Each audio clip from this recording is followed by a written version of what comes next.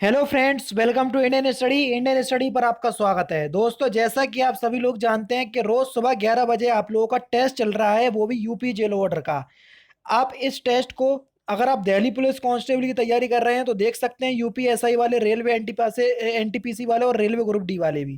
क्योंकि दोस्तों, इस टेस्ट में mostly current affairs GK questions को कवर किया गया है, जो इन सभी एग्जाम में पूछे जाते हैं। ठीक है। और यूपी जीके और जीके के लिए जो टेस्ट है वो रात में 9 बजे मैं आपको प्रोवाइड करवा रहा हूँ, जैसे ही कल रात में आपको प्रोवाइड करवाया था। वो टेस्ट कैसा लगा तो आप लोग मुझे कमेंट बॉक्स में जरूर से बताइएगा। ठीक है। पहले क्वेश्चंस की तरफ बढ़ते हैं, लेकिन उससे पहले मैं आपको बता दूं, इस क्वेश्चंस या इस वीडियो की पीडीएफ डिस्क्रिप्शन में टेलीग्राम चैनल का लिंक दिया हुआ है, वहां से आप प्राप्त कर सकते हैं। तो चलिए स्टार्ट करते हैं, देखते हैं पहला क्वेश्चंस मौर्य वंश के तत्काल बाद किस वंश ने आकर मगध पर राज किया या शासन किया? तो किसने किया था? तो आपका जो सही आंसर हो जाएगा वह क्या हो जाएगा? ऑप्शन नंबर बी, सुंग वंश। दूसरा ऑप्शन आपका बिल्कुल करेक्ट हो जाएगा। अंतिम मौर्य सम्राट बृहद्रथ, कभी कभी यही पूछ लिया जाता है कि अंतिम मौर्य सम्राट कौन था, तो बृहद्रथ था, की हत्या करके पुष्यमित्र शुंग द्वारा 184 ईसा पूर्व में शुंग वंश की स्थापना की गई थी, तो याद रखना। नेक्स्ट क्वेश्चन आपके सामने, मिहिल पंदो किसका ये क्या है? मिलिंद पन्हो ये क्या है? तो मिलिंद पन्हो जो है, ये एक प्रकार का बौद्ध पाठ का ग्रंथ है। यानी कि इस क्वेश्चन का क्या हो जाएगा?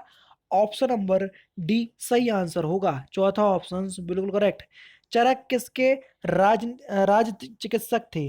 तो किसके राज चिकित्सक थे चरक? तो आपका जो सही आंसर हो जाएगा वह हो जाएगा आपका कनिष्क। चौथा ऑप्शन जो है वो आपका बिल्कुल करेक्ट हो जाएगा। इसको आप याद रखना। नेक्स्ट क्वेश्चंस की तरफ बढ़ते हैं। नेक्स्ट क्वेश्चंस दोस्तों आपके सामने, कुषाण काल में भारतीय और ग्रीक शैली के मिश्रण से विकसित कला को किस नाम से जाना जाता है? तो किस नाम से जाना जाता है? आपका जो सही आंसर हो जाएगा वह हो जाएगा वो गांधार कला। तीसरा ऑप्शन बिल्कुल करेक्ट। गांधार कला जो है कुषाण काल में विकसित हुई थी। गांधार कला की विषय वस्तु भारतीय थी, परंतु कला शैली यूनानी और रोमन थी। इसलिए गांधार कला को ग्रीको रोमन या ग्रीको बुद्धिस्ट या हिंदू यूनानी कला भी कहा जाता है। और सर्वप्रथम गांधार नामक स्थान पर इसके प्रकट होने के कारण इसे गांधार कला भी कहा जाता है। नेक्स्ट क्वेश्चन, कुषाण वंश के प्रसिद्ध राजा का नाम क्या है? तो कुषाण वंश के प्रसिद्ध राजा कौन थे? आपका सही आंसर हो जाएगा कनिष्क। पहला ही ऑप्शन आपका बिल्कुल करेक्ट है। और इन्होंने 78वीं ईस्वी में भारत में शक संवत की शुरुआत की थी, तो ये भी आपको पता होना चाहिए। नेक्स्ट क्वेश्चन, भारत में एकल नागरिकता की अवधारणा अपनाई किसने? जल्दी बताइए। तो भारत में एकल नागरिकता की जो अवधारणा है ये किसने अपनाई थी? तो आपका जो सही आंसर हो जाएगा वह हो जाएगा इंग्लैंड की सर्वोदय व्यवस्था में अपनाई गई थी ये। और किसने अपनाई थी? तो आपका जो सही आंसर हो जाएगा वह हो जाएगा इंग्लैंड से। पहला ही ऑप्शन करेक्ट। एकल नागरिकता कहाँ से ली गई है? इंग्लैंड से ली गई है। नेक्स्ट क्वेश्चन आपके सामने, दोहरी नागरिकता निम्नलिखित में से किसकी विशेषता है? तो दोहरी नागरिकता जो है ये संघीय सरकार की विशेषता है। दूसरा ऑप्शन जो है वो आपका बिल्कुल करेक्ट हो जाएगा। नेक्स्ट क्वेश्चन, संविधान का कौन सा भाग नागरिकता के प्रावधानों से संबंधित है? तो कौन सा भाग है? तो आपका जो सही आंसर हो जाएगा भाग 2, और अनुच्छेद 5 से 11 तक समाहित है नागरिकता। भारतीय संघवाद निकट है। तो भारतीय संघवाद जो है वो कहाँ से लिया गया है? तो भारतीय संघवाद जो है ये कहाँ से लिया गया है? तो ये लिया गया है कनाडा के संविधान से। तीसरा ऑप्शन बिल्कुल करेक्ट। भारतीय संविधान ने भारतीय महासंघ की योजना किसके संविधान से ली? तो भारतीय संविधान ने भारतीय महासंघ की योजना किसके संविधान से ली? कनाडा के। वही क्वेश्चन है, दूसरा ऑप्शन बिल्कुल करेक्ट। सूर्य की ऊर्जा का मुख्य स्रोत किस प्रक्रिया में निहित है? तो किस प्रक्रिया में निहित है? सिंपल है, आसानी से बता सकते हैं। तो आपका जो सही आंसर हो जाएगा वह हो जाएगा नाभिकीय संलयन। तीसरा ऑप्शन बिल्कुल करेक्ट है दोस्तों। नेक्स्ट क्वेश्चन, पृथ्वी कितनी पुरानी है इसका निर्धारण किस प्रकार किया जाता है?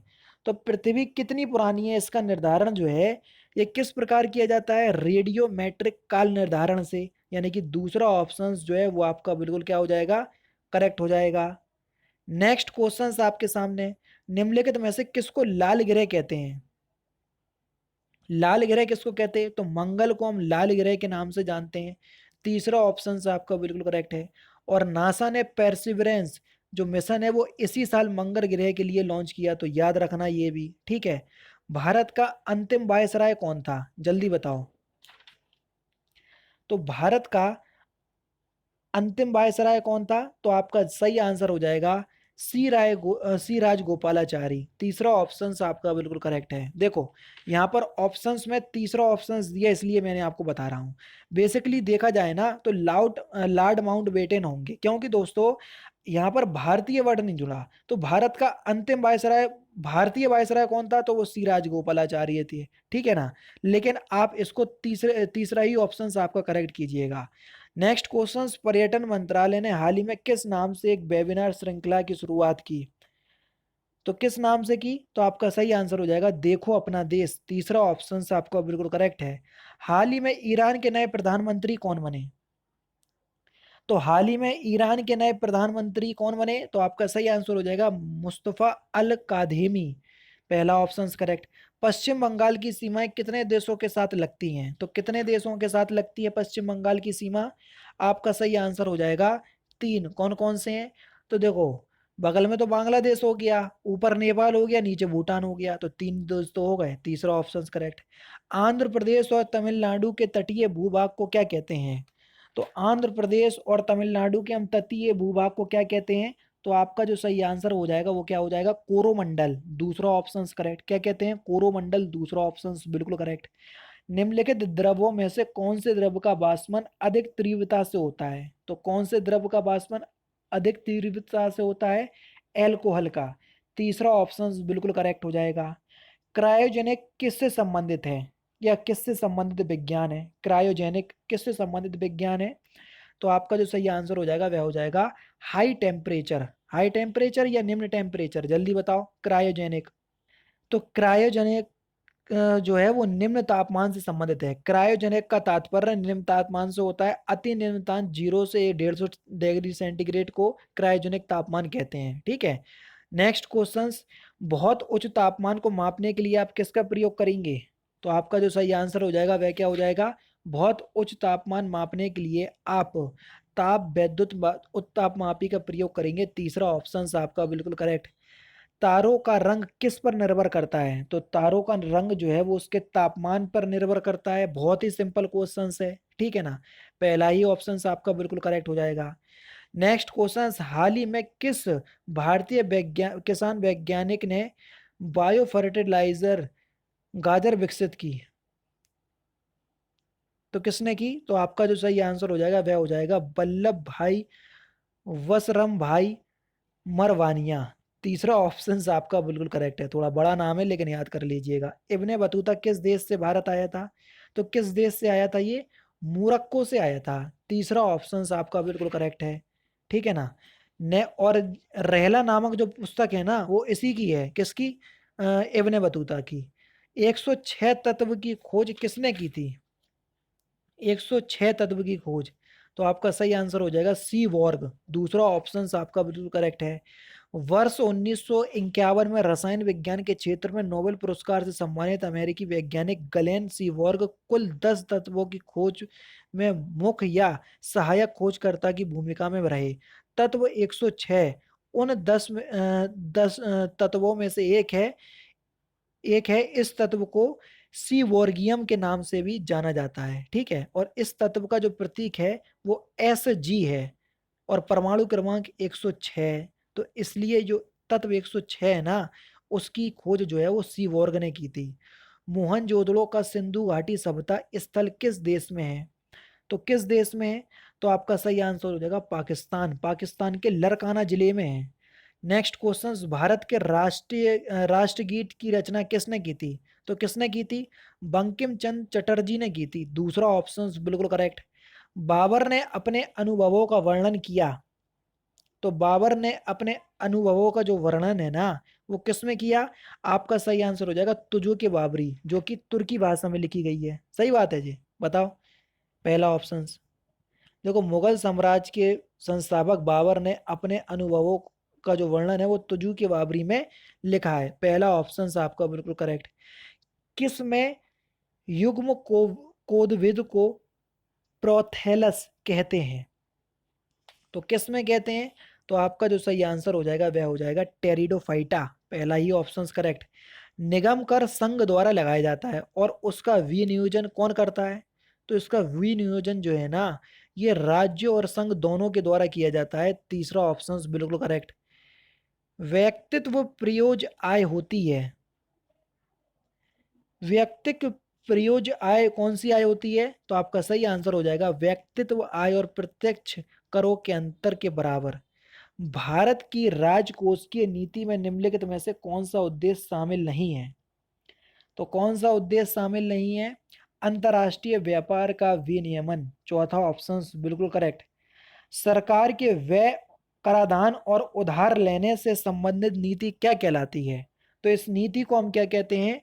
राजकोषीय नीति, पहला ही ऑप्शन आपका बिल्कुल करेक्ट हो जाएगा। हरिप्रसाद चौरसिया का संबंध किस संगीत वाद्य यंत्र से है? तो हरिप्रसाद चौरसिया का संबंध किस संगीत वाद्य यंत्र से है? तो आपका सही आंसर हो जाएगा बांसुरी, पहला ही ऑप्शन करेक्ट। किस क्षेत्र में उस्ताद बिस्मिल्लाह खान ने प्रसिद्धि पाई? तो किस क्षेत्र में पाई? तो आपका सही आंसर हो जाएगा शहनाई के क्षेत्र में, तीसरा ऑप्शन बिल्कुल करेक्ट। सूची 1 को सूची 2 से मिलाना है।